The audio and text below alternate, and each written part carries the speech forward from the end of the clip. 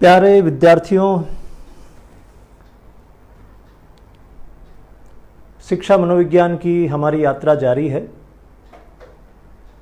और इस यात्रा में आज का हमारा पड़ाव फिर बुद्धि है, इंटेलिजेंस।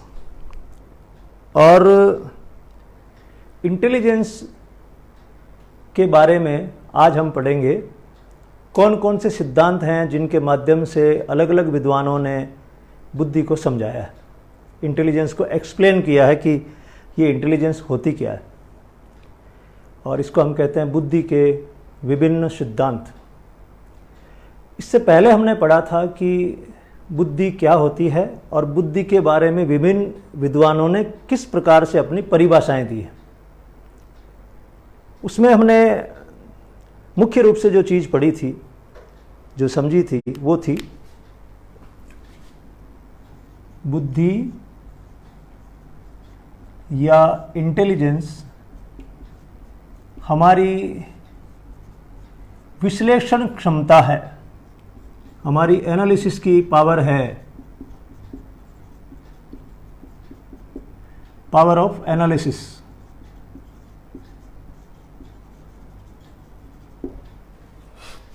हमारी इस योग्यता के माध्यम से हम लोग किसी भी परिस्थिति का विश्लेषण कर लेते हैं और फिर अगर हम उस बुद्धि को ठीक से इस्तेमाल कर पाते हैं तो उस स्थिति में अपने आप को समायोजित कर लेते हैं, एडजस्ट कर लेते हैं। ये विश्लेषण हम क्यों करते हैं? ताकि वो जो स्थिति है जिसमें हम हैं उसमें हम अपने आप को समायोजित कर लें। अगर हम ऐसा कर लेते हैं तो कहा जाएगा कि हम हमारे पास जितनी भी बुद्धि उपलब्ध है उसका ठीक से इस्तेमाल कर रहे हैं। कोई भी स्थिति आपके जीवन में आई हो बचपन से अभी तक या अभी है, इन दिनों में कोई स्थिति आई हो, तो उसका आकलन करिए कि क्या हम अपनी बुद्धि का उपयोग करके उस स्थिति में ठीक से समायोजित रह सकते हैं, आनंद से रह सकते हैं, मज़े में रह सकते हैं। अगर हम ऐसा रह सकते हैं तो कहा जाएगा कि आपको बुद्धि का इस्तेमाल करने के बारे में ठीक से प्रशिक्षित किया गया है। और ये बुद्धि का इस्तेमाल करना आपको कौन सिखाता है? आपके माता पिता सिखाते हैं, आपके शिक्षक सिखाते हैं, महापुरुष सिखाते हैं, किताबें शिक्षक बन जाती वो सिखाती हैं, अच्छे दोस्त हों तो वो सिखा सकते हैं, आपका वातावरण सिखा देता है, आपके साथ घटी घटनाएं सिखा देती हैं। इन सब से हम लोग सीखते हैं बुद्धि का उपयोग करना। अब ये हम पर निर्भर करता है कि हम सीखने में रुचि रखते हैं या नहीं रखते हैं। तो बुद्धि का बड़े सरल शब्दों में बहुत परिभाषाएं दी गई। सरल शब्दों में बुद्धि क्या है? आपकी विश्लेषण करने की क्षमता, योग्यता है। और ये विश्लेषण करने की योग्यता भगवान ने केवल इंसान को दी है, केवल इंसान को इस धरती पे ये योग्यता दी है। अब अगर इंसान इस योग्यता का इस्तेमाल करे, खुद के जीवन को ठीक बना ले, आसपास के वातावरण को ठीक कर ले, सृष्टि को ठीक कर ले, दूसरे लोगों को खुश रख सके, समृद्धि कर सके, तो कहा जाएगा कि भगवान ने जो चीज़ उसको दी थी उसका उसने इस्तेमाल किया और उसके जीवन का कोई अर्थ निकला, पुरुषार्थ निकला, जिसको हम कहते हैं वो निकला। तो बुद्धि ऐसी प्यारी सी गिफ्ट है गॉड की तरफ से हमको यानी मानव को। ये पहली चीज़ है जो बुद्धि के बारे में हमको जाननी चाहिए कि बुद्धि क्या है। बुद्धि विश्लेषण करने की क्षमता है। उससे क्या होगा? हमारा वातावरण के साथ समायोजन हो जाएगा। और जितना अच्छा हमारा वातावरण के साथ समायोजन हर स्थिति में होगा उतना ही अच्छा, सुंदर और समृद्ध हमारा व्यक्तित्व होगा। जितना अच्छा वातावरण हम बनाएंगे, समायोजन जितना अच्छा करेंगे, उतना ही हमारा व्यक्तित्व यानी हमारी पर्सनालिटी खूबसूरत होगी। सौंदर्य केवल चेहरे से नहीं होता, सौंदर्य अलग चीज़ होती है। तो हमारी पर्सनालिटी उतनी सुंदर होगी और उतनी ही समृद्ध होगी, रिच होगी। ठीक है, अब हम आज का चैप्टर शुरू करते हैं। मुझे इंतज़ार था, मैंने कहा क्लास में सब लोग आ जाएं तो उसके बाद मैं शुरू करूं। नॉर्मली मैं इंतजार करता रहता हूं कि चलो 100 टच हो गए, ये हो गए 100, चलिए। मैं आपको कहता भी रहता हूं ये सारी बातें केवल जो शिक्षा मनोविज्ञान पढ़ रहे हैं उनके लिए ही आवश्यक नहीं है, उन सबके लिए भी आवश्यक है जो ठीक से जीवन जीना चाहते हैं, क्योंकि ये तो जीवन का विज्ञान है। आज का हमारा चैप्टर है, अब वो स्टूडेंट कहेंगे हमारी बातें करो, हमारी नोट्स लिखो फटाफट ताकि हम याद कर लें। मैं स्टूडेंट्स को कहना चाहूँगा, मैं यहाँ याद करवाने के लिए नहीं हूँ, मैं केवल आपको समझाने के लिए हूँ। याद तो अपने आप हो जाया करता है, जब आपको समझ में आती चीज़ें तो याद व्याद करने का झंझट होता नहीं है। वो एक भ्रम है कि मैं याद कर रहा हूँ। आप याद नहीं कर सकते, रट सकते हैं, आप क्रेमिंग कर सकते हैं। क्रेमिंग और मेमोरी बहुत अलग चीज़ें हैं। आज हम लोग पढ़ेंगे बुद्धि के बारे में सिद्धांत, थेरीज।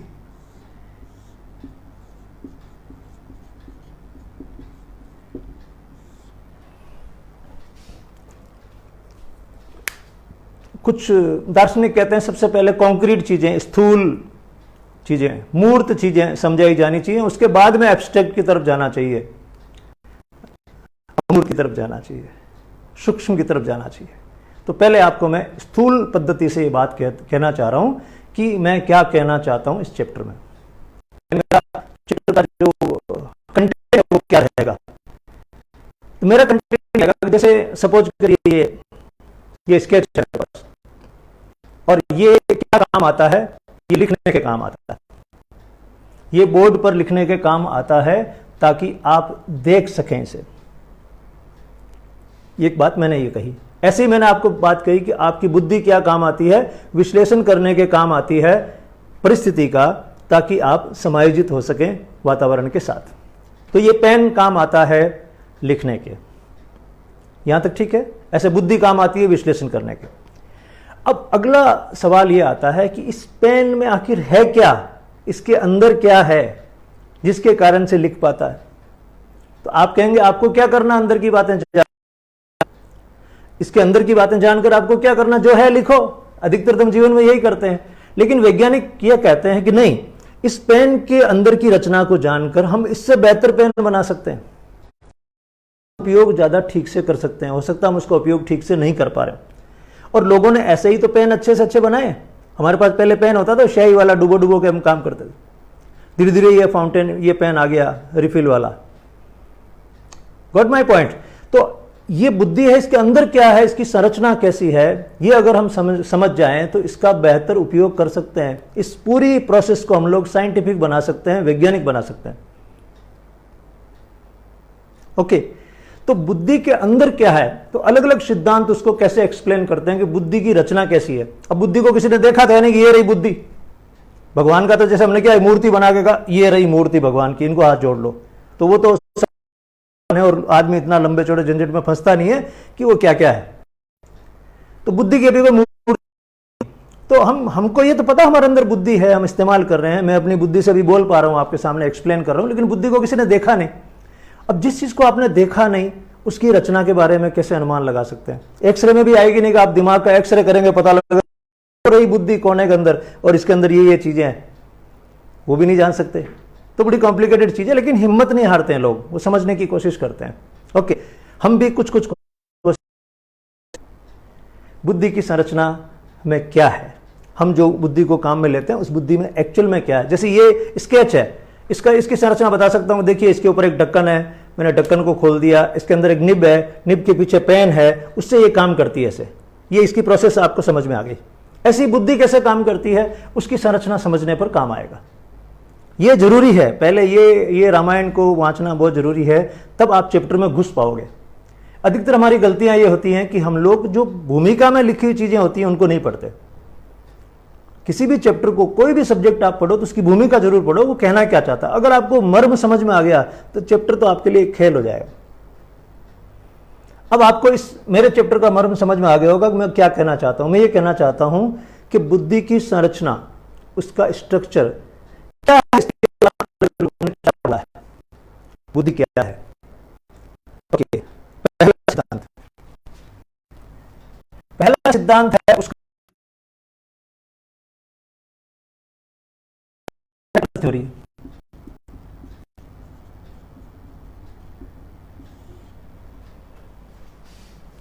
यह सिद्धांत दिया था उन्होंने जिनको हम बुद्धि के मामले में सबसे ज्यादा याद करते हैं, अल्फ्रेड बिने। उन्होंने ये अपनी बात रखी थी, सिद्धांत का मतलब अपनी बात रखी थी उन्होंने इस बारे में कि मैं ये सोचता हूं मेरे हिसाब से, और वो लोग अपना तर्क वितर्क उसके बारे में करते हैं। बिनय ने कहा कि बुद्धि एक ही योग्यता होती है, एक ही तत्व होता है उसके अंदर, और वो सब जगह काम आता है। आप जो भी काम करते हैं उसमें वही तत्व काम आता है। बुद्धि में केवल एक तत्व होता है, यानी बुद्धि जो भी है ये है, बस यही काम आएगी हर जगह। और उन्होंने ये भी कहा कि अगर व्यक्ति किसी एक चीज में पारंगत है तो वो सभी चीजों में पारंगत होगा। होशियार है तो सब जगह होशियार ही होगा। अगर वो म्यूजिक में होशियार है तो वो खेलने में भी होशियार होगा, और अगर वो गणित में होशियार है तो हिंदी में भी होगा। ऐसा उनका कहना था। लेकिन मैं जैसे ही कह रहा हूं तो आपके मन में ना आ रही होगी कि नहीं ऐसा तो कैसे हो सकता है, आ रही है ना।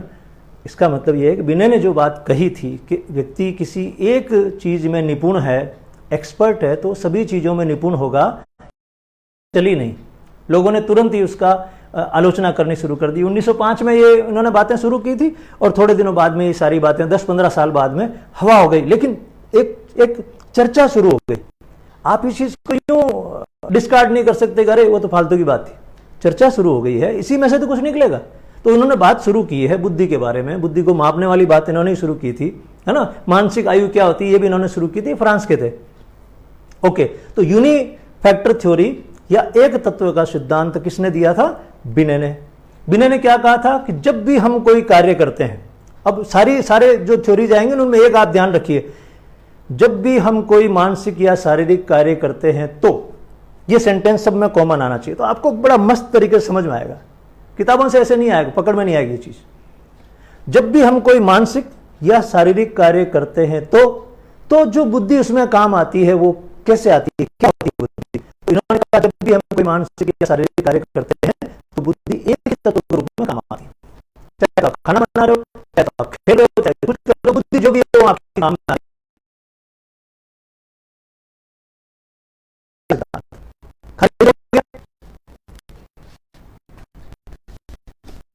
दूसरा सिद्धांत, उसको कहते हैं द्वितत्व सिद्धांत, टू फैक्टर थ्योरी। नहीं पता आपको ये अक्सर साफ साफ दिख रहे होंगे, नहीं दिख रहे होंगे। मेरे पास जो भी जुगाड़ है उस जुगाड़ से मैं आपका साथ देने की कोशिश कर रहा हूं। टू फैक्टर थ्योरी, और ये थ्योरी जो थी, सिद्धांत दिया था, ये था स्पीयरमैन का।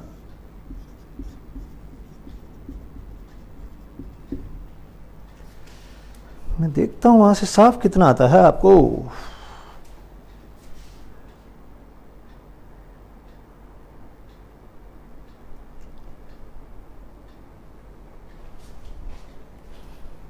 यह सिद्धांत दिया था स्पीयरमैन ने, और स्पीयरमैन ने यह कहा था कि इस बुद्धि में दो तत्व होते हैं।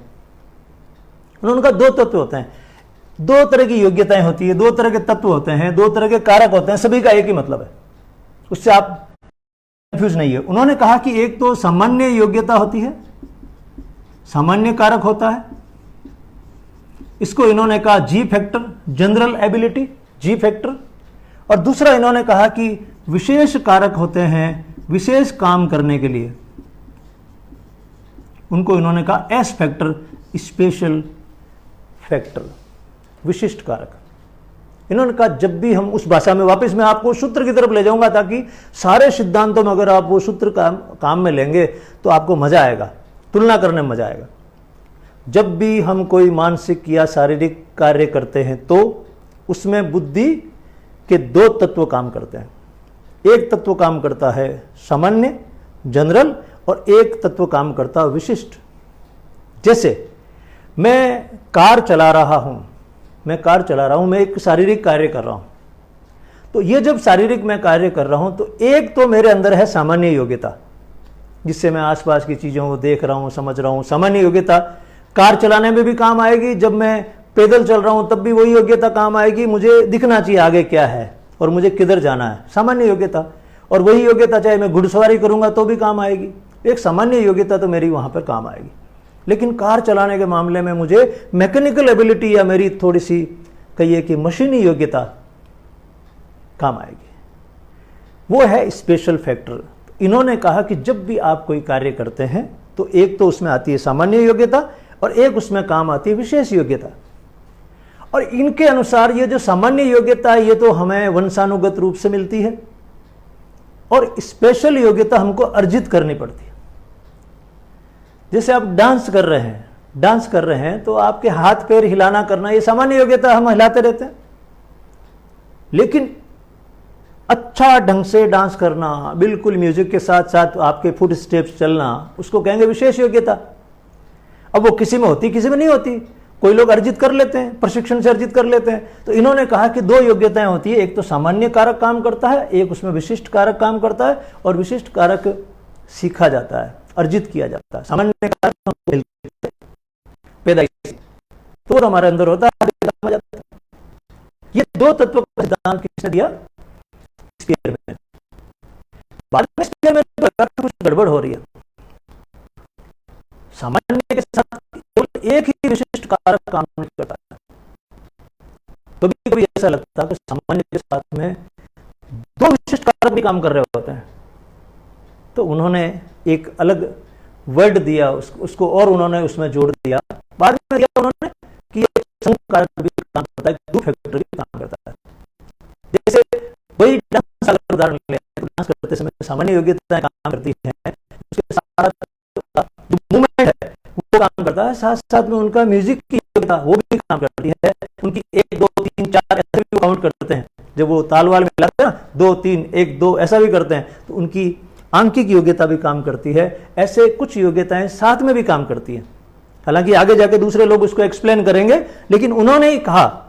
तो दो तत्व का सिद्धांत किसने दिया? स्पीयरमैन ने।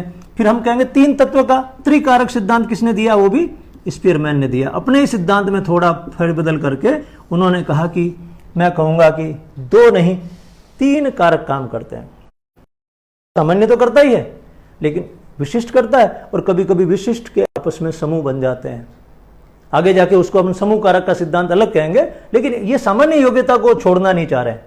इनकी बात में जो सबसे इंपॉर्टेंट बात है वो ये कि सामान्य योग्यता को बहुत ज़्यादा महत्व दे रहे हैं कि ये हर जगह काम आती है। आप सब्जी बना रहे हैं तो भी काम आ रही है, आप कहीं पे भाषण दे रहे हैं तो भी काम आ रही है, कुछ भी काम कर रहे हैं, सामान्य योग्यता तो काम आ रही है, भगवान की दी हुई है। वंशानुगत को अपन यूँ कह सकते हैं भगवान की दी हुई है, माँ बाप के।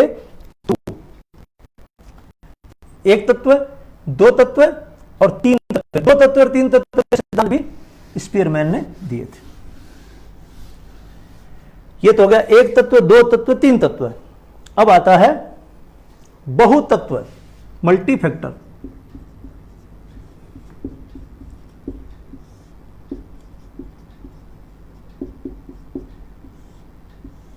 मल्टी फैक्टर थ्योरी ये दी थी थॉर्नडाइक ने। थॉर्नडाइक, जिनको हम लोग शिक्षा मनोविज्ञान में सबसे महत्वपूर्ण मानते हैं, थॉर्नडाइक, उन्होंने ये थ्योरी दी थी। उन्होंने ये कहा था, वही वापस फॉर्मूला वही आ जाए कि जब भी हम कोई मानसिक या शारीरिक कार्य करते हैं, जब भी हम कोई मानसिक या शारीरिक कार्य करते हैं तो उस कार्य में कई कारक काम करते हैं। एक कारक काम नहीं करता, कई कारक काम करते हैं। इन्होंने कहा सामान्य योग्यता जैसी कोई चीज नहीं होती है। जी कैंसिल। अब ये जो पूरा डिस्कशन चलेगा ना, उसमें अपना चलेगा एक तो जी और एक एस, सामान्य योग्यता और स्पेशल योग्यता, विशेष योग्यता, जनरल एबिलिटी। हिंदी माध्यम के जो स्टूडेंट्स हैं वो कोशिश करें कि इन शब्दों को बोलना भी सीखें, बार बार नहीं रटें। जी क्या है? जी जनरल, सामान्य, जनरल नॉलेज, सामान्य ज्ञान, ऐसी है ना। तो जी को बोला करें आप लोग।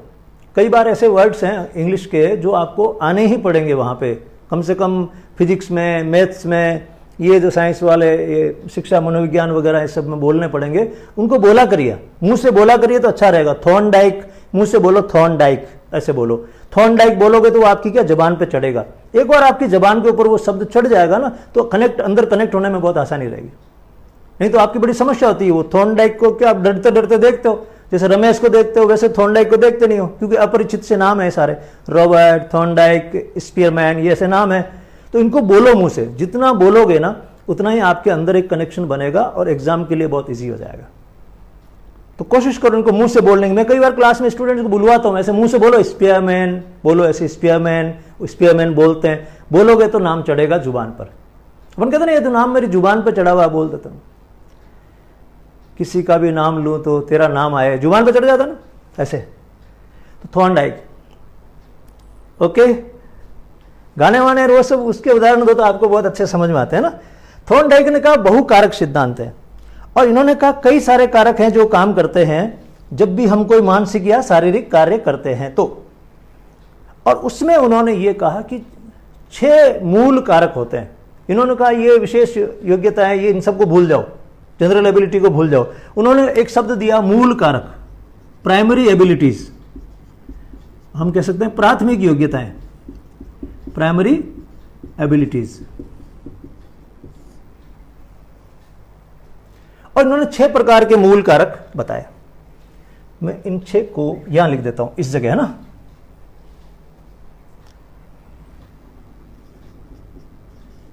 शाब्दिक, जिसको हम कहते हैं वर्बल, आंकिक, इसको हम कहते हैं न्यूमेरिकल, गुणा भाग गणित, एक हो गया शाब्दिक, एक हो गया आंकिक, तीसरा हो गया तार्किक, लॉजिकल। ये सब जगह वापस यही शब्द बार बार काम आएंगे। फिर हमारा हो गया स्मरण, मेमोरी, स्मरण यानी मेमोरी। फिर हो गया हमारा प्रत्यक्षीकरण, परसेप्शन।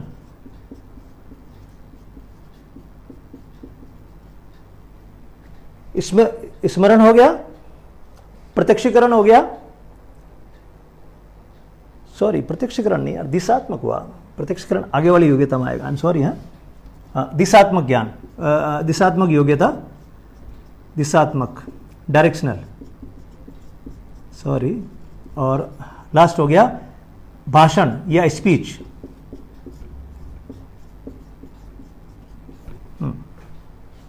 ये 6 प्रकार की उन्होंने मूल योग्यताएं बताई हैं, जिनको मैं आपको एक्सप्लेन कर देता हूं। वर्बल हमारी योग्यता है शब्दों की, हमारे पास कितने शब्द हैं।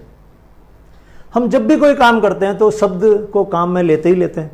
आप मैथमेटिक्स पढ़ेंगे, चाहे इंग्लिश पढ़ेंगे, हिंदी पढ़ेंगे, इतिहास पढ़ेंगे, तो आपको शब्द तो काम में लेने होते हैं। तो आपकी शाब्दिक योग्यता कितनी है, फिर आपकी आंकिक योग्यता कितनी है, आपको अंकों का ज्ञान कितना है जो हम गणित में पढ़ते हैं।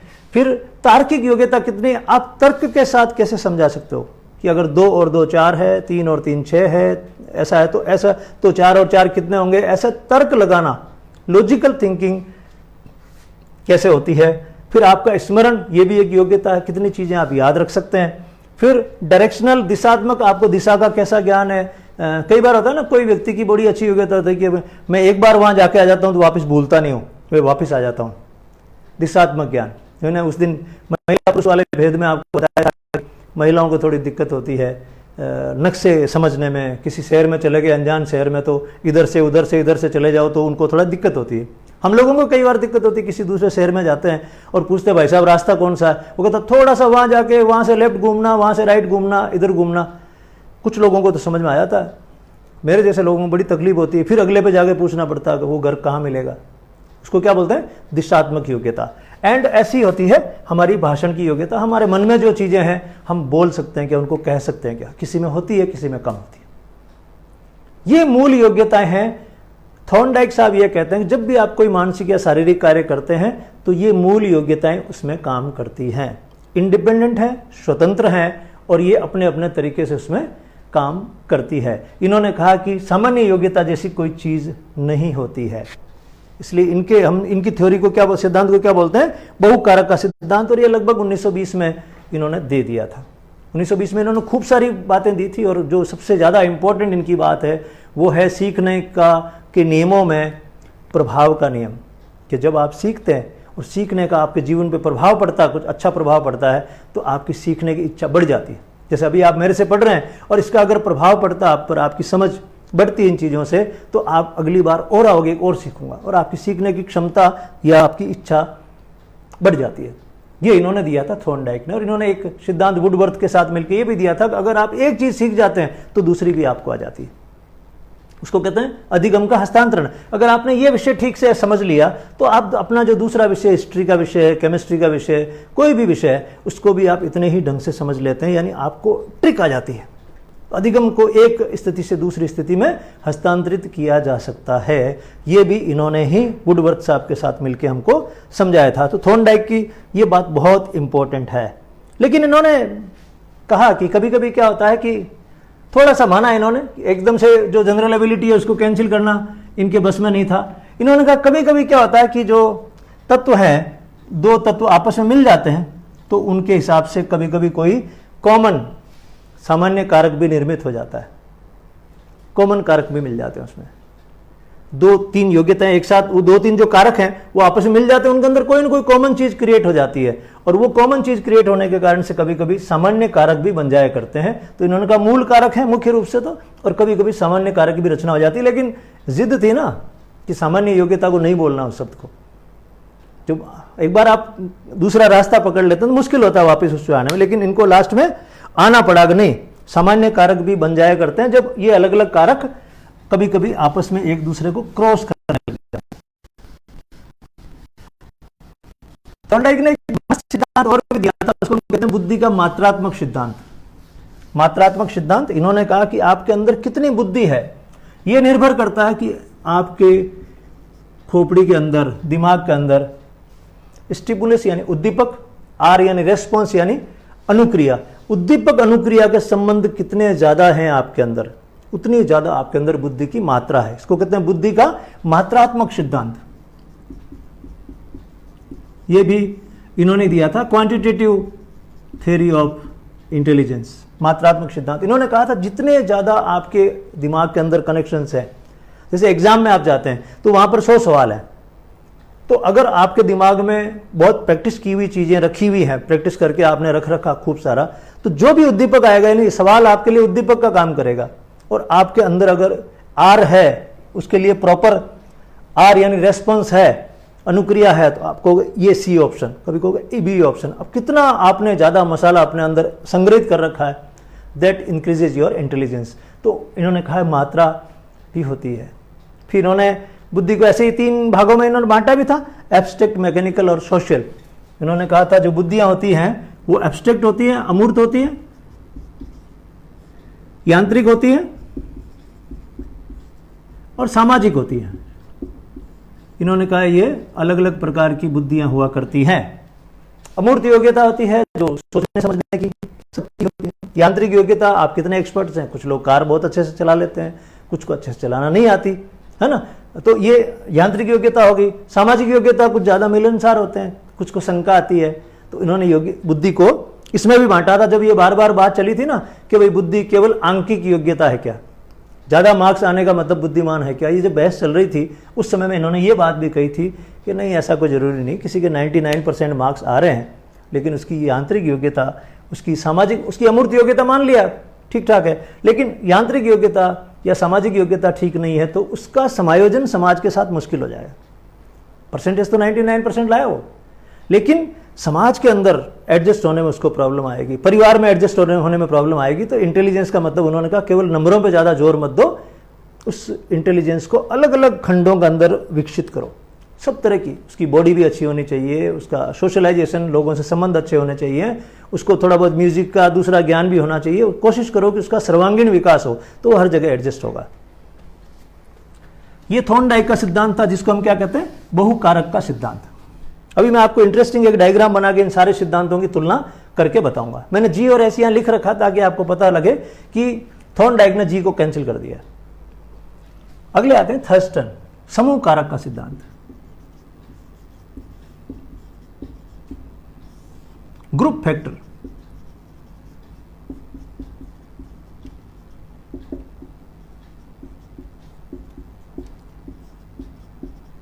अब ये लोगों ने बहुत सोचा इसके ऊपर, है ना। कहीं भारतीय का नाम नहीं आएगा, आप चिंता ही मत करो। हम तो कह रहे हैं ये लिख देंगे, मेहनत ये कर लेंगे, फिर बना बनाए अपना को दे देंगे, बस अपनी किताब में हिंदी में लिख देंगे, अनुवाद हम कर लेंगे, अनुवाद के हम मास्टर हैं, लेकिन इसमें ज़्यादा झंझट में पड़ेंगे नहीं। और हमारे सारे कॉलेजेस अभी बंद ही रहते हैं, हमारे कॉलेज यूनिवर्सिटी वगैरह में सारा काम कब का ही बंद हो गया, तो हमारी कोई थ्योरी नहीं है।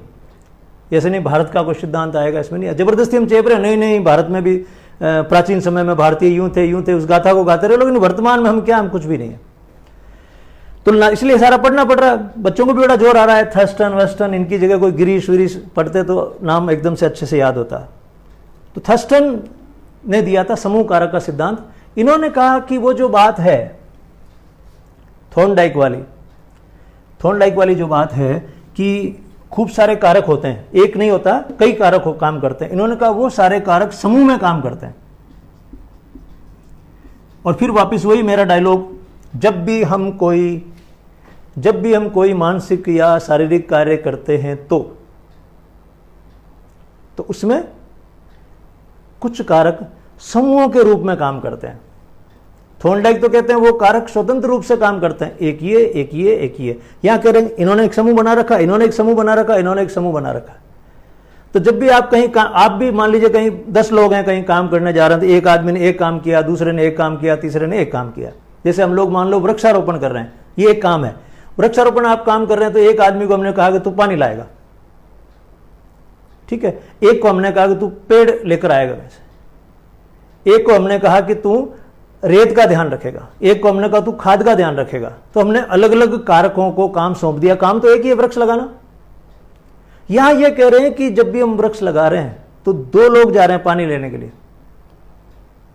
क्योंकि एक आदमी तो चलाएगा मोटरसाइकिल, एक जना पीछे से पकड़ेगा, काम तो एक ही है, लेकिन वहां 2 जने कर रहे हैं, क्योंकि वो अकेला आदमी बाल्टी लेकर मोटरसाइकिल पे आ नहीं सकता। पेड़ को एक जना पकड़ के रखेगा, एक जना नीचे गड्ढा खोदेगा, 2 जने पेड़ वाला काम कर रहे हैं। ऐसी खाद में एक जना खाद ला रहा है, उसमें से निकाल रहा है। Got my point. ये कॉन्क्रीट जो उदाहरण है ये बहुत काम आते हैं। अगर ये उदाहरण बैठ जाए अंदर, और आपके पास खूब सारे उदाहरण होंगे, जब आप इसको ठीक से पढ़ना शुरू करेंगे तो आपके पास खुद के पास उदाहरण होंगे। और मैं यही चाहता हूं कि ये बड़ा आनंद का विषय बन जाए, इतना मुश्किल विषय है नहीं, कोई भी विषय मुश्किल नहीं है, मैथमेटिक्स का विषय भी मुश्किल नहीं है, अगर हम उसको रोचकता से, इंटरेस्टिंग ढंग से पढ़ें।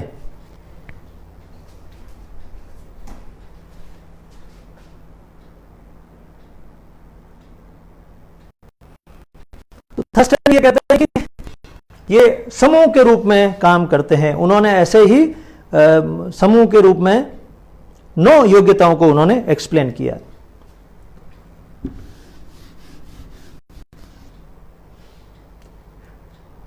थॉर्नडाइक ने 6 योग्यताएं बताई, इन्होंने कहा 9 योग्यताएं। हालांकि इन्होंने बताई तो 13 थी, उसमें से इन्होंने 9 को छांट लिया।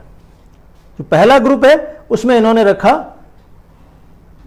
शाब्दिक,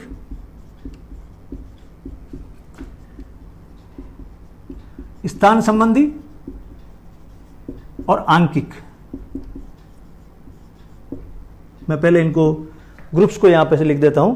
दूसरे में इन्होंने रखा स्मरण को और प्रत्यक्षीकरण को। मैं इनका भी आपको हिंदी अनुवाद भी बताऊंगा। तीसरे में इन्होंने रखा समस्या समाधान, तार्किक योग्यता, आगमन और निगमन। जो इंग्लिश मीडियम के स्टूडेंट्स फॉलो कर रहे हैं उनको बता देता हूं। शाब्दिक का मतलब है वर्बल, स्थान संबंधी का मतलब स्पेशल, आंकिक का मतलब है न्यूमेरिकल, स्मरण का मतलब मेमोरी, प्रत्यक्षीकरण का मतलब परसेप्शन, समस्या समाधान प्रॉब्लम सॉल्विंग, तार्किक का मतलब लॉजिकल, आगमन का मतलब इंडक्शन, निगमन का मतलब डिडक्शन। ये अलग अलग तरह की योग्यताएं हैं। इन्होंने 9 योग्यताएं बताई। इन्होंने कहा ये योग्यताएं जब भी हम कोई मानसिक कार्य करते हैं, मैं फिर उस फॉर्मूले पर आता हूं, जब भी हम कोई मानसिक या शारीरिक कार्य करते हैं तो हमारी बुद्धि में जो अलग अलग योग्यताएं होती हैं, जिनको हम लोग मूल योग्यताएं कहते हैं, 9 योग्यताएं कहते हैं, वो 9 योग्यताएं समूहों के रूप में काम करती हैं, समूहों के रूप में काम करती हैं। जैसे मैंने अभी आपको बताया, तो कोई एक काम होगा, उसमें एक शाब्दिक योग्यता काम आएगी, स्मरण वाली काम आएगी, तार्किक आएगी, ये तीनों मिलकर एक समूह बन जाएगा, वो एक काम आपका पूरा हो जाएगा।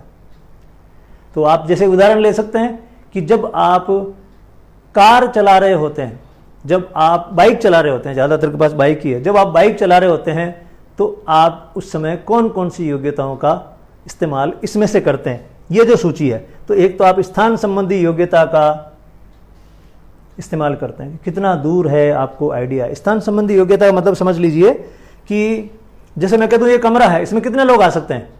अब आप, कोई तो कहेगा इसमें 50 लोग आ सकते हैं, कोई कहेगा नहीं नहीं इसमें 25 लोग आ सकते हैं।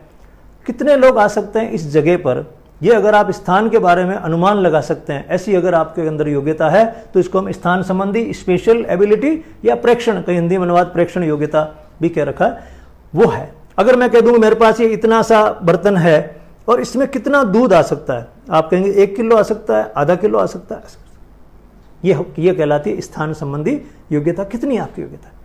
कहीं वो गाड़ी दूर से आ रही तो आपको लग जाएगा कितनी दूर है मेरे से। तो जब आप मोटरसाइकिल चला रहे हो तो सामने से आपको लगेगा वो जो आ रही है, वो ट्रक आ रही है सामने से, वो मेरे से कितनी दूर है और कितना साइड में चल रही है। तो आपके अंदर एक तो वो योग्यता काम आ रही है। फिर इनमें क्या योग्यता काम आ रही है आपके अंदर, प्रत्यक्षीकरण की योग्यता काम में आ रही है। आप अंदाज लगाते हो अब फलां शहर मेरे से इतना दूर है, ये मुझे अंदाज है, 2 योग्यताएं काम में आ गई। और आप लॉजिक भी लगा सकते हो, लॉजिक भी लगा सकते हो कि अगर मैं ऐसा करूंगा तो वैसा हो जाएगा, ऐसा करूंगा तो वैसा हो जाएगा। तो लॉजिकल थिंकिंग भी आपके साथ साथ में काम करती है। यानी उसी एक काम में आपकी 3 प्रकार की योग्यताएं काम करती है। यानी समूहों में आप उन योग्यताओं को काम में लेते हैं, अलग अलग में नहीं लेते। ये फॉर्मूला किसका हो गया, समूह कारक का, थर्स्टन का।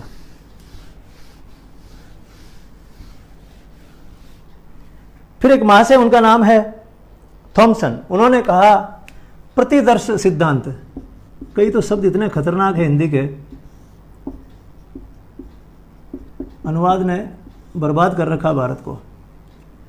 अंग्रेजी में इसको कहते हैं सैंपलिंग थ्योरी। सैंपल तो वर्ड अपने को याद रहता है ना आराम से, सैंपलिंग थ्योरी। सैंपल ले लो, सैंपल तो अपने को इजीली याद रहता है, लेकिन प्रतिदर्श ले लो कभी आपने सुना है? जीवन में आपने इस्तेमाल ही नहीं किया होगा इस शब्द का। इंग्लिश में तो सैंपल ले लो। ये क्या करते हैं, इनका नाम है थॉमसन।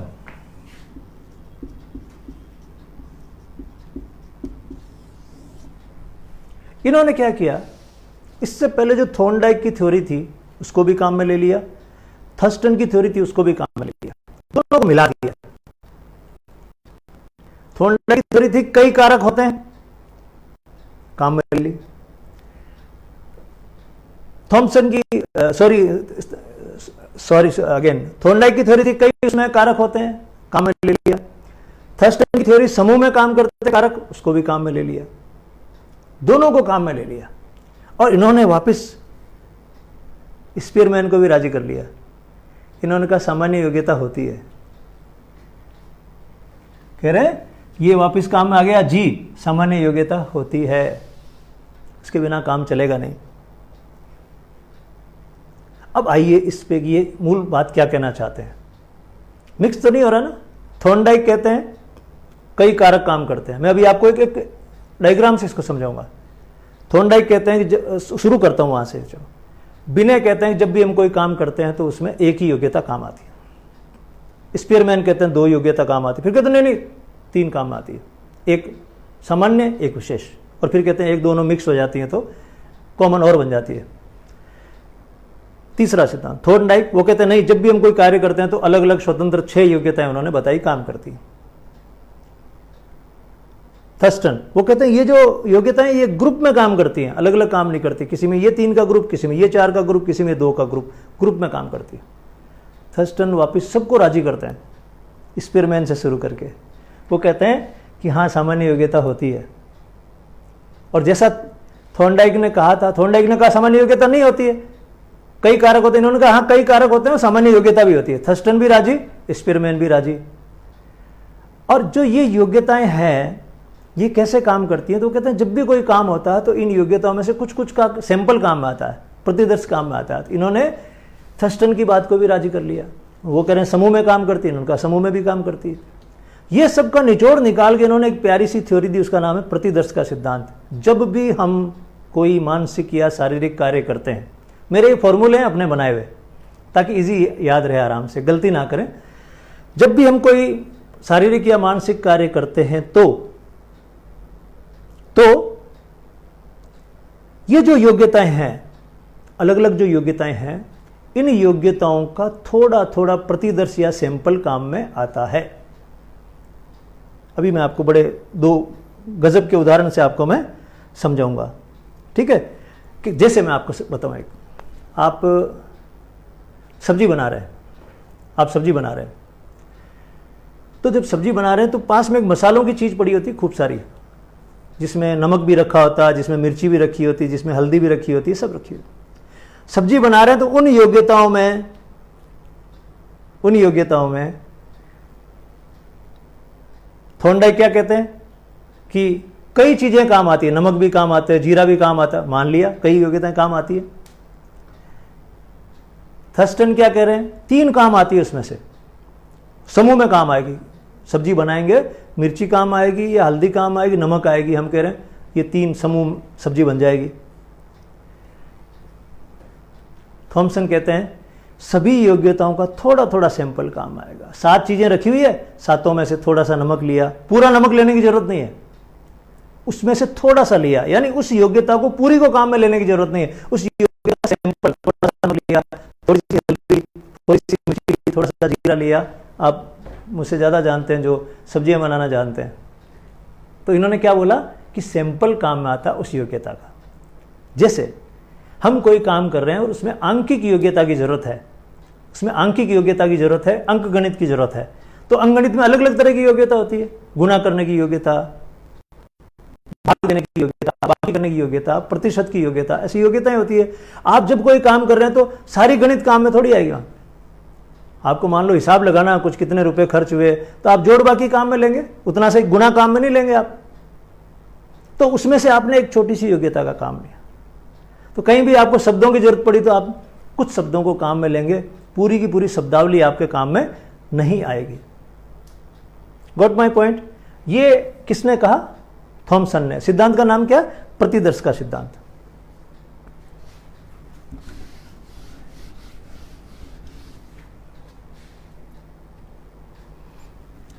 अब ये हम नए जमाने में आ गए बिल्कुल। बर्ट और वर्नन,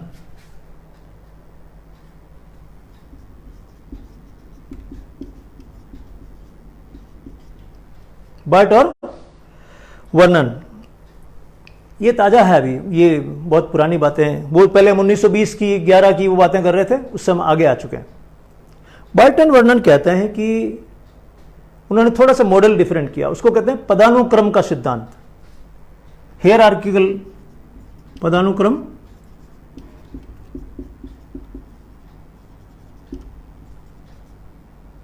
सॉरी, इसको हियरार्किकल ऐसे लिखना होगा, हियरार्किकल सिद्धांत है ना। तो पदानुक्रम का सिद्धांत, ये वापस उस पे चले जाते हैं। अब देखो वापस घूम के जी पर जा रहे हैं, सामान्य योग्यता। ये कहते हैं कि सामान्य योग्यता एक नहीं होती है, सामान्य योग्यता 2 होती है, और उन 2 सामान्य योग्यताओं को उन्होंने अलग अलग तरह से कहा, और अलग एक उन्होंने शब्द दिया है, उन्होंने लिखा VED और एक लिखा KM। ये सामान्य योग्यता के 2 ग्रुप होते हैं। ये दोनों यानी सामान्य योग्यता कितने, 2। बिनेस के बाद में स्पीयरमैन ने 1 बताई थी, फिर लोगों ने कहा नहीं होती नहीं है, फिर थॉमसन ने कहा होती है, इन्होंने कहा 1 नहीं वो 2 होती है। क्या, सामान्य योग्यताएं। एक योग्यता को इन्होंने VED बोला, एक को KM बोला। VED का मतलब क्या, वर्बल। अंग्रेजी वालों को थोड़ा आराम रहता है, हिंदी वालों को रटना पड़ता है। वर्बल का यानी शाब्दिक, E का मतलब एजुकेशनल, और D का मतलब डिजिटल, आंकिक।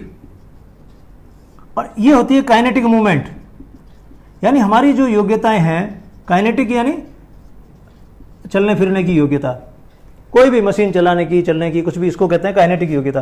तो ये शाब्दिक, शैक्षणिक और आंकिक योग्यता। दूसरी योग्यता होती है काइनेटिक यानी गति की योग्यता। ये जो 2 प्रकार की सामान्य योग्यताएं होती हैं, ये काम करती हैं, और इन दोनों के आगे, इन्हीं के अंदर विशेष योग्यताएं होती हैं। इसमें भी विशेष योग्यताएं होती हैं।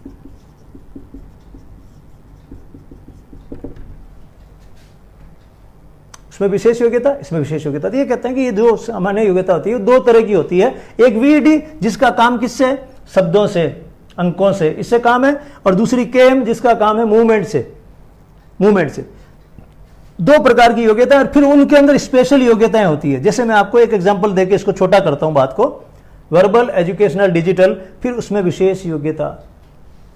तो वर्बल के अंदर भी विशेष योग्यता, शाब्दिक योग्यता हमारी सबकी होती है, लेकिन किसी की विशेष योग्यता होती है, वो शब्दों की रचना ठीक से कर लेता है। जैसे हमारे दीपक चांदवानी जी है, वो कविता रच देता है। शब्द तो आपके पास है, शब्द तो सारे आपको मालूम है कि वो गया, यूं गया, यूं गया, आप उसको उसके बारे में ऐसे बोलते हैं, और जो कवि है उन्हीं शब्दों को गढ़ के और उसको कविता बना देता है। उसके अंदर कौन सी स्पेशल योग्यता है, काव्य की। शाब्दिक योग्यता थी, शाब्दिक योग्यता में विशेष योग्यता किसकी होगी, काव्य की। कोई उसको गा के सुना देगा तो उसके अंदर गीत की विशेष योग्यता है। ये कहते हैं कि ये जो योग्यता है इनके अंदर छुपी हुई विशेष योग्यताएं होती है। ऐसे रचना होती है, यहां से फिर ऊपर की तरफ जाते हैं पद अनुक्रम, पहले सामान्य योग्यता और फिर विशेष योग्यताएं। और वो सामान्य योग्यताएं दो तरह की हैं और उनके अंदर फिर विशेष योग्यताएं। ऐसा इन्होंने पदानुक्रम का सिद्धांत दिया बट और वर्णन ने।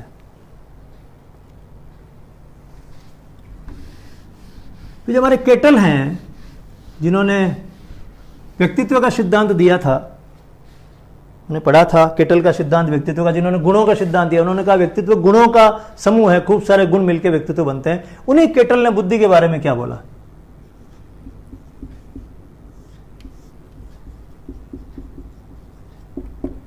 उन्हीं केटल ने बुद्धि के बारे में क्या बोला। उन्होंने कहा कि दो प्रकार की सामान्य योग्यताएं होती हैं। अब वापस जी का समय आ गया, आखिर में तो आपको मजा आएगा लास्ट में जाते थे। अब दो सिद्धांत और बचे। तो ये उन्होंने कहा कि दो प्रकार की सामान्य योग्यताएं होती है, यानी बट और वर्णन कह रहे हैं अलग तरह से, और ये अलग तरह से उसको कहते हैं। ये एक कहते हैं, एक तो योग्यता होती है फ्लूइड सामान्य योग्यता, और एक होती है क्रिस्टलाइज्ड। क्रिस्टलाइज को क्या हिंदी करेंगे, I am not getting the word. इसका तो कहते हैं द्रव। क्रिस्टलाइज का ठोस जैसा होता है ना, आपस में क्रिस्टल बन जाते हैं। तो क्रिस्टल को मुझे याद नहीं रहा वो एकदम से इसका हिंदी शब्द क्या है, लेकिन क्रिस्टल का मतलब था ठोस। तो वो कहते हैं दो प्रकार की योग्यता है, सामान्य और ठोस। सामान्य योग्यता जो कहते हैं वो वंशानुगत से होती है, आगे से आती है हमारे अंदर, और ये हमको अर्जित करनी होती है। तो दो प्रकार की सामान्य योग्यता है। विशेष योग्यता वाला फॉर्मूला उन्होंने कैंसिल कर दिया। ये कह रहे हैं कि एक योग्यता तो द्रव योग्यता है, फ्लूइड योग्यता हमारे अंदर, वो हमारे अंदर वंशानुगत होती है, और दूसरी योग्यता हमको अर्जित करनी पड़ती है। लगभग ये वैसे चले गए, उधर चले गए वापस स्पीयरमैन वाले फॉर्मूले की तरफ से ना, जो उन्होंने कहा था सामान्य और विशिष्ट योग्यताएं होती है। इन्होंने कहा नहीं, दोनों ही सामान्य योग्यताएं होती है। एक तो जन्मजात होती है, एक अर्जित करनी पड़ती है। जन्मजात इन्नेट, अर्जित करनी पड़ती है एक्वायर्ड।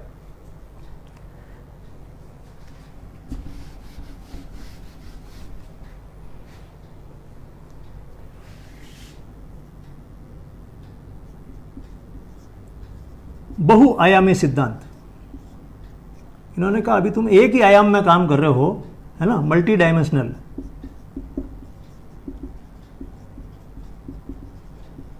ये सिद्धांत है गिलफोर्ड का।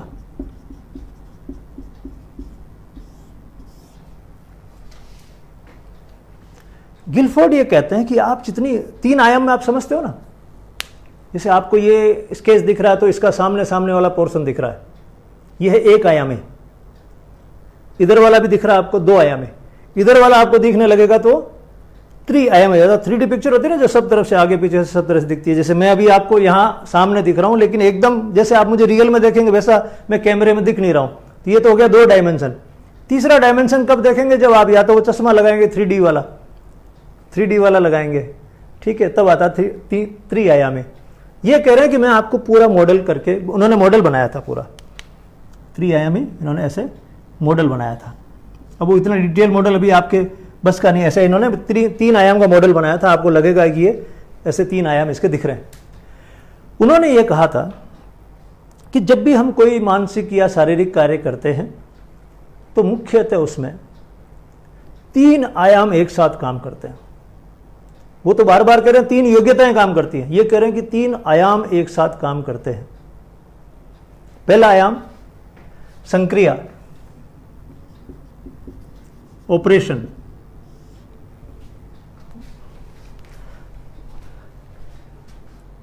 कि यहां जगह है खूब सारी, है ना, संक्रिया। दूसरा विषय वस्तु, और तीसरा उत्पाद। इसको आप बोलेंगे ऑपरेशनल, इसको आप बोलेंगे कंटेंट, और इसको आप बोलेंगे प्रोडक्ट। गिलफोर्ड कहते हैं जब भी हम कोई काम करते हैं तो उसमें हमारे किसी काम में 3 आयाम काम करते हैं। पहला, मैं कैसे करूं,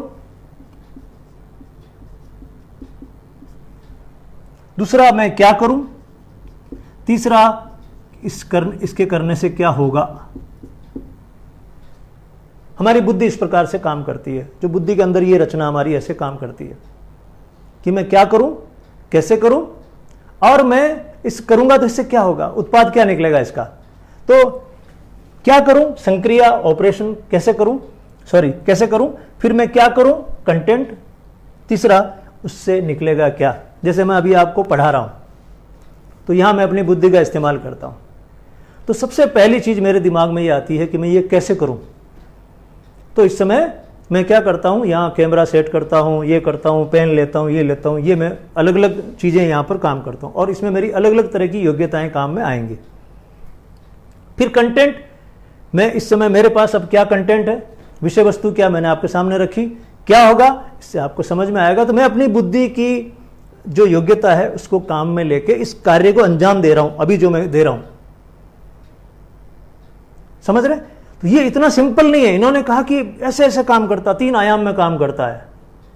बुद्धि की रचना 3 आयाम में काम करती है, और तीनों आयामों में, इस आयाम में 5 योग्यताएं, इस आयाम में 5 योग्यताएं, इस आयाम में 6 योग्यताएं, संक्रिया में 5 योग्यताएं। वो बहुत फिर डिटेल हो जाएगी, अभी 1 घंटे की क्लास में इतना पॉसिबल नहीं होता। 5 आयाम है संक्रिया में। संक्रिया अलग अलग तरह से की जा सकती है, विषय अलग अलग विषय हो सकते हैं, वस्तु हो सकती है, उत्पाद अलग अलग निकल सकते हैं। 6, 5 और 5, यानी इन्होंने कहा कि इतनी योग्यताएं ये आपस में गुणा हो जाती हैं। अब इनको सबको गुणा कर दो। यहाँ थोड़ा सा आपका माइंड भी उलझ रहा होगा, लेकिन मस्त रहो। मैं अभी आपको एक क्वेश्चन बताऊंगा, उसके बाद आपको लगेगा कि हाँ इतना अगर काम है तो हम लोग परीक्षा पास कोई भी कर सकते हैं। फर्स्ट ग्रेड तक का बता रहा हूं आपको मैं, 3rd ग्रेड का तो डोंट वरी। तो संक्रिया, इसमें कितनी योग्यताएं होती हैं, 5, इसमें 5, इसमें 6, ये आपस में एक दूसरे से गुणा हो जाती है। तो 6 को 5 से गुणा करो 30, 30 को 5 से गुणा करो 150। कुल मिला के गिलफोर्ड ये कहते हैं कि हमारे अंदर कुल 150 योग्यताएं होती, छोटी छोटी योग्यताएं, लिखने की, पेंटिंग बनाने की, कुछ चीजें बनाने की, अलग अलग तरह की ऐसी योग्यताएं, नाचने की, गाने की, चलाने की, उठाने की, ऐसी खूब सारी योग्यताएं हैं। वो सारी योग्यताएं कितनी हैं, 150 योग्यताएं। ये जो 150 योग्यताएं हैं, इनमें से कौन सी कहां काम करेगी, ये उस समय जब आप काम कर रहे हैं तो डिसाइड होगा। योग्यताएं कितनी काम में आ रही है, 150 योग्यताएं। किस किस तरह की योग्यताएं, संक्रियात्मक योग्यताएं, विषय वस्तु संबंधी योग्यता, उत्पाद संबंधी योग्यता, ये सब मिलके इंटरेक्ट करती है। तो ये मॉडल इन्होंने बहुत प्यारा सा डेवलप किया था। इसको कहते हैं हम लोग बहुआयामी, त्रिआयामी कह सकते हैं, त्रिआयामी सिद्धांत। बहु की बजाय आप त्रिआयामी लिखें, ज़्यादा ठीक रहेगा।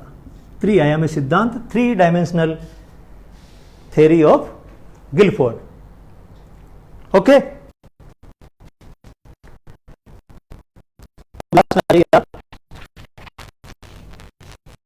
गार्डनर के सिद्धांत पे, ये नाम बड़े प्यारे प्यारे होते हैं।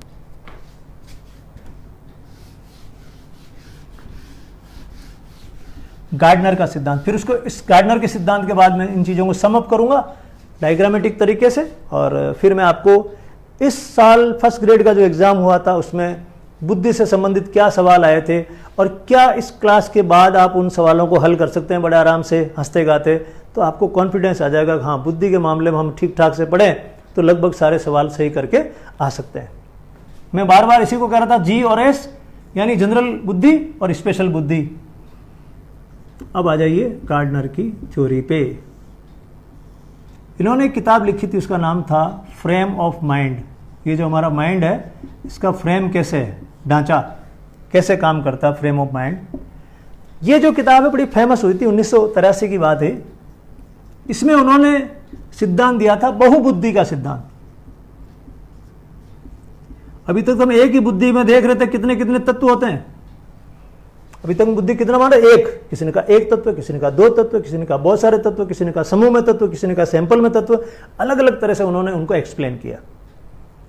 ये कह रहे हैं कई बुद्धियां होती हैं, एक नहीं होती है। जैसे हम पहले सोचते थे ना, हमारा ये एक ही धरती है और ये सूरज है और इतना सा ही है, ब्रह्मांड इतना सा ही है। बाद में लोगों ने कहा इतना सा नहीं है, कई ब्रह्मांड है यहाँ पर, तो अनंत, कुछ पता था नहीं उसका। ऐसे इन्होंने कहा कि बुद्धि एक नहीं है, बुद्धि कई है। और इन्होंने 8 प्रकार की बुद्धियों का वर्णन किया। शब्द सारे घूम फिर के वही आएंगे। इन्होंने एक बुद्धि का नाम दिया कि ये संगीत की बुद्धि है। हालांकि उसके साथ उन्होंने रिदमिक बुद्धि आगे यूज किया, वो आपके काम की नहीं है। दूसरी, एक तो कहा उन्होंने संगीत की बुद्धि है, दूसरी इन्होंने कहा कि देखने की बुद्धि, विजुअल, दृश्य, कितना स्टाइल से आप किसी चीज को देख सकते हैं। तीसरा इन्होंने कहा शाब्दिक,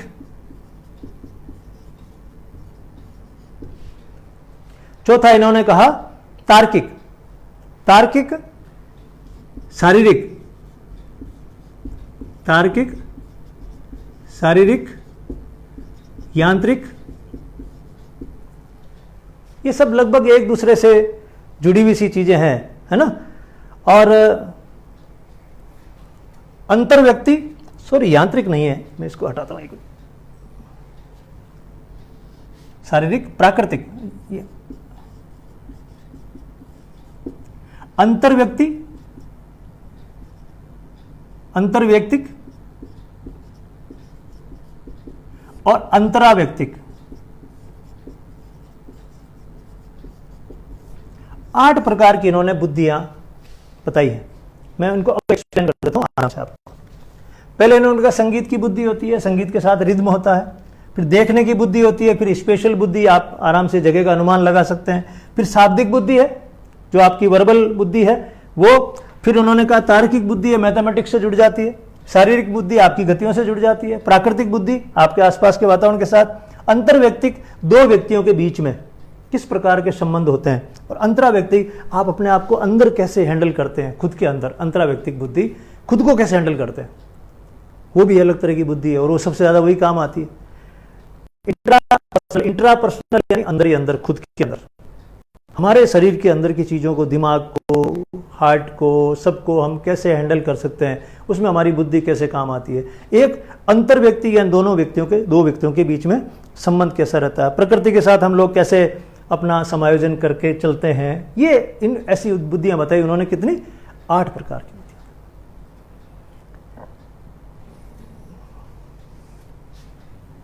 ये किसका सिद्धांत है? गार्डनर का सिद्धांत है।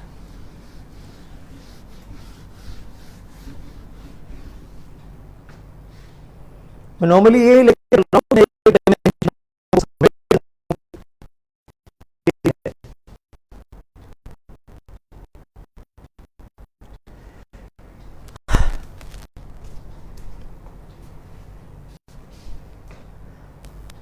अब मैं वापस इसको समराइज कर देता हूं।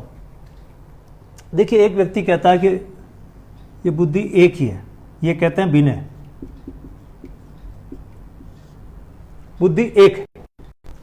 एक्सपेरिमेंट कहते हैं, कभी तो कहते हैं 2 हैं, कभी वो कहते हैं 3 है। ये कौन कहता है? एक्सपेरिमेंट कहता है।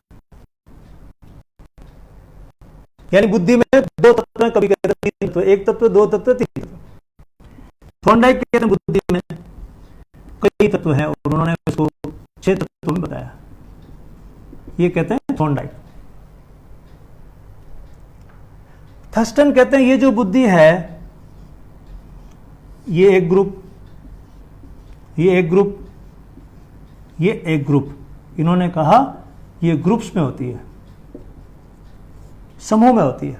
ये देखो बुद्धि, अब मैं आपको रचना की बात आई तो मैं आपको चित्र से समझा रहा हूं। हालांकि ये सारी काल्पनिक बातें हैं, ऐसा किसी ने देखा नहीं है, ऐसा कोई फोटो नहीं है। आप सोचोगे ऐसी फोटो बुद्धि की, ऐसा नहीं है। समझने की कोशिश की। इन्होंने कहा कि ये सिर्फ एक ही गोला, इन्होंने कहा नहीं 2 हैं, फिर स्पीयरमैन ने खुद की बात को करेक्ट करके कहा 3 है, फिर इन्होंने कहा कि नहीं 6 है, इन्होंने कहा 9 है, समूहों में काम करती है, कभी ये समूह कभी वो समूह। फिर थॉमसन कहते हैं कि ये सैंपल है, ये पूरा काम नहीं आ रही, इसमें से इतना काम आ रही है, इसमें से इतना काम आ रहा है, इसमें से सैंपल काम में आ रहे हैं, पूरा काम में नहीं आ रहा। ये कहते हैं कि एक ही बुद्धि होती है, ये कहते हैं कि सामान्य और विशिष्ट होती है, ये कहते हैं सामान्य वगैरह कुछ होती ही नहीं है, ये कहते हैं समूह में होती है, सामान्य को ये भी नहीं मानते। थॉमसन सबको मिला देते हैं, तीनों को, स्पीयरमैन को मिला देते हैं, इसको मिला देते हैं, इसको मिला देते हैं, तीनों को मिलाकर अपनी थ्योरी ले आते हैं और वो कहते हैं कि ये सैंपल थ्योरी है। ठीक है।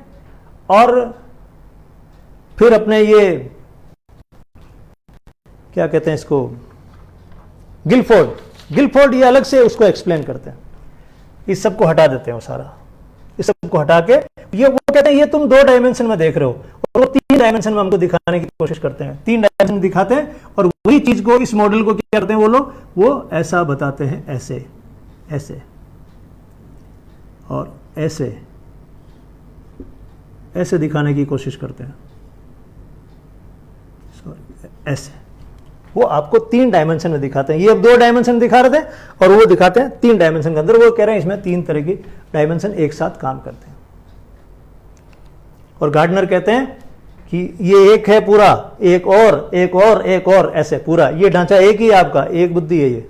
तो कहते हैं कई बुद्धियां काम करती है जब आप कोई शारीरिक या मानसिक कार्य करते हैं।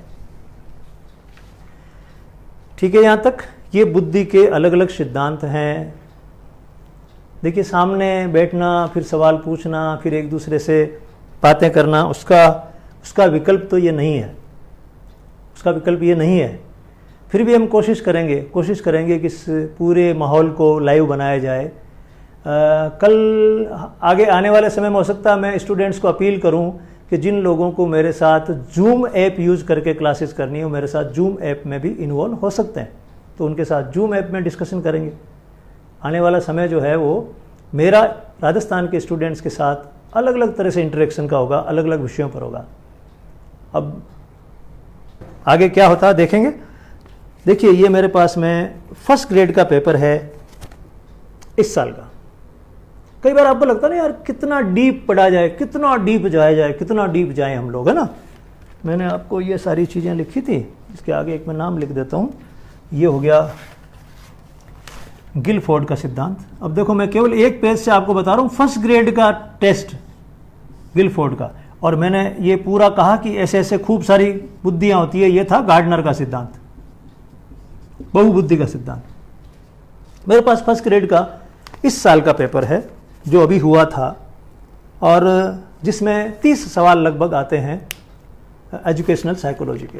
मैनेजमेंट के अलग आते हैं, एजुकेशनल साइकोलॉजी के आते हैं, और वो इसके दूसरे पेपर में आते हैं जिसमें सब्जेक्ट होता है उनका। एक तो कॉमन पेपर होता है पहले वाला, दूसरा जो सब्जेक्ट होता है उसमें जो आते हैं, उसके मैं आपको 3 सवाल बता देता हूँ। पहला सवाल, which of the following is not a dimension of intellect given by JP Guilford.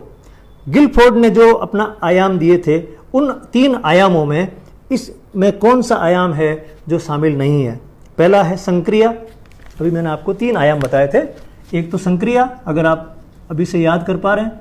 दूसरा विषय वस्तु, तीसरा मैंने आपको कहा उत्पाद। ये 3 आयाम में काम करती है बुद्धि। वहां तक दिख रहा है? हाँ, संक्रिया, विषय वस्तु और उत्पाद। अब ये जो सवाल है सिर्फ इतना ही पूछ रहा है, बहुत डिटेल नहीं पहुंच रहा है। फिर भी मैंने आपको बताया 5 इसमें काम करती है, 5 इसमें, 6 इसमें, कुल 150। मैंने सारा उसका इतिहास भी बताने की कोशिश की। लेकिन सवाल फर्स्ट ग्रेड में आपसे क्या पूछा है? सवाल ये पूछा, मेरे सामने ये पेपर है आपका, कौन सी बुद्धि की विमा यानी डायमेंशन या आयाम जेपी गिलफोर्ड द्वारा नहीं दी गई है। पहला संक्रियाएं, ये रहा। दूसरा प्रणाली, ऑपरेशन प्रणाली। तीसरा विषय वस्तु। चौथा उत्पाद। तो संक्रिया, विषय वस्तु और उत्पाद, ये 3 चीजें दी हुई हैं। प्रणाली यानी प्रोसेस, प्रणाली का मतलब प्रोसेस, ये इसमें शामिल नहीं है। तो आपको तीनों डायमेंशन, संक्रिया, विषय वस्तु, उत्पाद को सही करना है, मतलब ये तो सही मानना है, और उनमें से क्या नहीं है, प्रणाली नहीं है, उसको आउट करना है। अब आपको समझावा अच्छे से तो ये सवाल 100% सही होगा, और ये सबसे मुश्किल सवालों में से आप मान सकते हैं, सबसे मुश्किल सवालों में से मान सकते हैं, जो आपके लिए बहुत इजी हो जाएगा। और एक एक सवाल इन कॉम्पिटिशन्स में काम करता है, एक एक सवाल, एक सवाल से आप एग्जाम के बाहर, एक सवाल से आप बिल्कुल फर्स्ट ग्रेड वाले मार्ट साहब बन के और मोटरसाइकिल लेके जाएंगे। दूसरा सवाल, निम्नलिखित में से किस मनोवैज्ञानिक ने बहुबुद्धि सिद्धांत दिया था? विच of the following psychologist has given the theory of multiple intelligence? किसने कहा था बुद्धियां कई प्रकार की होती हैं? किसने बोला? गार्डनर ने। उन्होंने कहा बुद्धि एक नहीं होती है, कई प्रकार की बुद्धियां होती हैं। सिंपल चीज, क्या काम करती है बुद्धियां, कैसे कैसे अलग होती हैं, क्या उनके डिटेल सिद्धांत हैं, इतना आपसे फर्स्ट ग्रेड, सेकंड ग्रेड और थर्ड ग्रेड के एग्जाम्स में नहीं पूछा जाता। अगर आप साइकोलॉजी का एग्जाम देते, साइकोलॉजी के एमए का एग्जाम देते, साइकोलॉजी का रिलेटेड कोई आईएएस का एग्जाम देते, तो आपसे डिटेल पूछी जाती है कि इस पे एक नोट लिखिए कि गार्डनर का बहुबुद्धि का सिद्धांत कैसे बुद्धि को एक्सप्लेन करता है। लेकिन यहां तो इतने से काम चल जाएगा। फिर भी हम आगे आने वाली क्लासेस में और थोड़े थोड़े प्यारे प्यारे डिस्कशन करेंगे। तो मैं जो कहता हूं आपको बात को कि सरल से कठिन की ओर चलें। दूसरा सवाल, तीसरा सवाल, यह विश्वास की बुद्धि एक सामान्य मानसिक योग्यता है, निम्नलिखित में से किस मनोवैज्ञानिक के कार्य का परिणाम है? The belief that intelligence is a general ability is the result of the work of which of the following psychologist? इनमें से किसने कहा कि बुद्धि एक सामान्य योग्यता है? ध्यान रखिएगा, कंफ्यूजन नहीं होना। कहा बुद्धि एक सामान्य योग्यता है। पहला बिने, दूसरा स्पीयरमैन, तीसरा गार्डनर, चौथा स्टेनबर्ग। तो एक योग्यता किसने बताया? बुद्धि एक सामान्य योग्यता किसने बताया? बिने ने।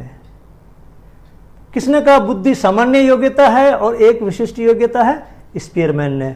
तो कई बार क्वेश्चन को अच्छे से समझना चाहिए कि क्वेश्चन क्या कह रहा है। मैं फिर से रिपीट कर देता हूं, यह विश्वास की बुद्धि एक सामान्य मानसिक योग्यता है। एक सामान्य योग्यता, एक वर्ड इंपॉर्टेंट है।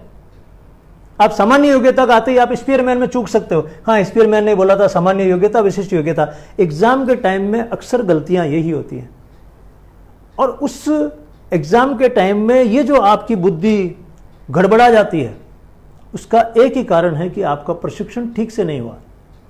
इस कारण उस एग्जाम के वातावरण में आपका समायोजन नहीं हो पाता है, एडजस्टमेंट नहीं हो पाता है, और आप सवाल को आते हुए भी गलत कर जाते हो। यहां एक फॉर्मूला बताता हूं मैं आपको, मनोवैज्ञानिक फॉर्मूला। अगर आपने काफी चीजें पढ़ रखी हैं, सिंसियरली पढ़ रखी हैं, अच्छे मन से पढ़ रखी है, अभिप्रेरित होकर, मोटिवेटेड होकर पढ़ रखी है, तो आपका ब्रेन कभी कभी आपका सहयोग करता है। अगर आप अच्छे मूड में एग्जाम में जाएं तो होता क्या, इस प्रकार का कोई भी सवाल आता है तो अगर आपने पहले से ठीक से पढ़ रखा है, आपकी नीयत ठीक थी पढ़ते समय, आप बोर नहीं हो रहे थे, आप थोड़ी रुचि लेने की कोशिश कर रहे थे, कुछ कुछ चीजें अंदर चली जाएगी अपने आप से। फिर ऐसा जब सवाल आएगा तो आपका बुद्धि जो है, भले ही आपने उतना प्रशिक्षण नहीं किया, फिर भी आपकी बुद्धि कुछ ना कुछ सही रेस्पॉन्स निकाल के लाएगी। तो पहली जो रेस्पॉन्स निकलेगी बुद्धि की तरफ से, वो यही निकलेगी, वो बिना ही निकलेगा। किसने कहा कि एक सामान्य योग्यता है बुद्धि? वो बिने ने कहा। ये तो आपकी बुद्धि निकालेगी। लेकिन डेढ़ बुद्धि होती है ना, डेढ़ बुद्धि, डेढ़ होशियार की, जब आपका कॉन्फिडेंस लूज हो जाता है, खुद पे लूज हो जाता है कॉन्फिडेंस, तो आप डेढ़ होशियारी करना शुरू करते हैं। कि कई लोग कई बार एग्जाम से पहले, ये एग्जाम कब होगा, कब होने की संभावना है, ये मैं जब सुनता हूँ बातें तो वो डेढ़ होशियारी की बातें लगती है, जिसकी कोई ज़रूरत नहीं है। आप होशियार बन जाओ ना, डेढ़ होशियार क्यों बन रहे हो? चाहे वो सितंबर में एग्जाम हो रहा है, चाहे वो नवंबर में हो रहा है, अगले साल हो रहा है, आपको उससे क्या करना है? आप एक बार 4 महीने के लिए तैयारी कर लो ना अच्छे से। वो तो आप करोगे नहीं। अगर अक्टूबर में हो रहा है एग्जाम तो क्यों तैयारी करें अभी से? तो क्या करोगे, नहीं करोगे तो? और दूसरा कौन सा महान कार्य कर रहे हो? जब 2-3 घंटे रोज पढ़ने से अच्छा काम हो सकता तो क्यों नहीं करते हो? तो आपकी बुद्धि एग्जाम के टाइम में ये काम करती है, वो एकदम सही रेस्पॉन्स लेकर आती है। जो मुझे देख रहे हैं, जिनका अपना खुद का अनुभव है, हाँ ये चीज मेरे मेरी बुद्धि ने यही कही थी, ये सही है, और मैं गलत करके आया या आई, इसके कारण से मुझे एग्जाम से बाहर होना पड़ा, 2 नंबर कम आए, बाहर हो गए।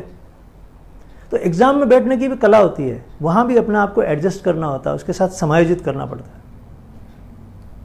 Got my point? सो इसमें आपकी बुद्धि तो यही कहेगी ये विनय है, लेकिन वो जो आपकी बुद्धि के बाद में जो दूसरा एलिमेंट है, जो आपके अंदर कॉन्फिडेंस कम करता है, जो आपकी सिंसियरिटी को कम करता है, जो आपके मन के साथ खेलता है, तो नहीं नहीं, स्पीयरमैन है, स्पीयरमैन। मुझे लगता है कई बार आपका ये प्रशिक्षण भी होना चाहिए कि आप एग्जाम हॉल में कैसे बिहेव करें। और ये लॉकडाउन मेरे लिए समझिए कि एक तरह की अपॉर्चुनिटी आई है। मुझे तो इससे क्या मिलना, अब आपको मैं क्लास ले रहा हूँ तो मुझे क्या मिल रहा है इसमें? बहुत सारे लोग तो ऐसे भी मुझे कहते हैं कि हमारा डेटा ज़्यादा खर्च हो रहा है इसके अंदर उनके लिए पढ़ा रहा हूँ मैं, मुझे इसमें फेसबुक पैसा नहीं दे रही है। आपको मालूम फेसबुक क्या पैसा देती है? यूट्यूब में तो जिनके ज़्यादा व्यूज होते हैं वो पैसा देते हैं, मुझे तो इसमें पैसा नहीं मिल रहा है। मैं अपनी एनर्जी आपके लिए क्यों लगा रहा हूँ? ताकि कल को हो सकता है किसी का मन बन जाए, तो आप इन चीज़ों को अच्छे से सीख सकें। तो कई लोग जब ये कहते हैं हमारा डेटा इसमें ज़्यादा खराब हो रहा है, आप क्या करोगे डेटा से? 2 GB का डेटा है, पूरे दिन के लिए आपको मिलता है। ये जो क्लास मैंने कल एक स्टूडेंट को कहा था कि तू कैलकुलेट करना यार, ये सब लोग कह रहे हैं डेटा डेटा, क्या समस्या है? कल उसने कैलकुलेट की तो 418 MB आई। अब आपका 2 GB है, आप 1.5 GB में टिकटॉक, व्हाट्सअप, फेसबुक सारे कर लो, वो आपके जीवन में काम भी नहीं आने वाले। ये तो आपके जीवन में काम आएगा, इसको अगर आप ठीक से समझ लोगे तो आपके जीवन में काम आएगा। लेकिन उनका दिमाग अलग ढंग से काम करता है, इसमें क्यों हम टाइम खराब करें? इसके अंदर हम हमारे डेटा क्यों खराब कर रहे हैं? जब तक आपकी नीयत इस तरह की है तो उस एग्जाम में आपकी बुद्धि भी आपका साथ नहीं देती, बुद्धि डाइवर्ट हो जाती है। ओके, तो ये मैंने 3 सवाल बताए फर्स्ट ग्रेड के इस साल के जो आए हुए हैं। और भी मैं आपको जब भी कोई चैप्टर बताऊंगा तो उससे रिलेटेड सवाल बताऊंगा और आपका कॉन्फिडेंस डेवलप करूंगा कि आप आराम से, जब फर्स्ट ग्रेड वाला ठीक कर सकते हैं क्वेश्चन, तो थर्ड ग्रेड वाले में तो आप आराम से अटेम्प्ट कर सकते हैं। आज हमने पढ़ा था बुद्धि के कौन कौन से अलग अलग सिद्धांत हैं। इसका मतलब एक बुद्धि की रचना कैसी होती है, इसके बारे में अलग अलग लोगों ने अपने कैसे कैसे मत प्रकट किया। हमारी क्लासेस जारी रहेंगी, आपका जो भी फीडबैक है मुझे देते रहिएगा। कई बार क्या फीडबैक नहीं देते हैं, आप चुप हो जाते हैं, आपको अच्छा लगता है हाँ ठीक है, वहाँ रह जाते हैं। और राजस्थान के लोग तो कंजूसी बहुत ही ज़्यादा करते हैं। आपको अच्छा लगता हो तो आप मुझे फीडबैक भी दीजिएगा और इस बात को आगे फैलाइए। और बहुत सारे लोग हैं जिनको ज़रूरत है इस चीज़ की, उन तक फैलाइए। शेयर का बटन दबाने से आपका कोई एक्स्ट्रा खर्चा नहीं होगा। ऐसा नहीं कि आपका बिल आ जाएगा कि मैंने 5 शेयर कर दिए मेरे बिल आ गया, कोई बिल नहीं आएगा। केवल दिल चाहिए, बिल नहीं आएगा लेकिन दिल चाहिए, है ना। तो आप उसको दबाते रहिए और आपके दोस्तों तक पहुंचेगी बात। जितने ज़्यादा लोगों तक बात पहुंचेगी मैं भी मोटिवेटेड फील करूंगा कि चलो लोगों के काम आ रहा हूं मैं। नहीं तो लगेगा यार मैं यूं ही अपना टाइम खराब कर रहा हूं, लोग अपनी दुनिया में मस्त हैं। Thank you, see you next time. कल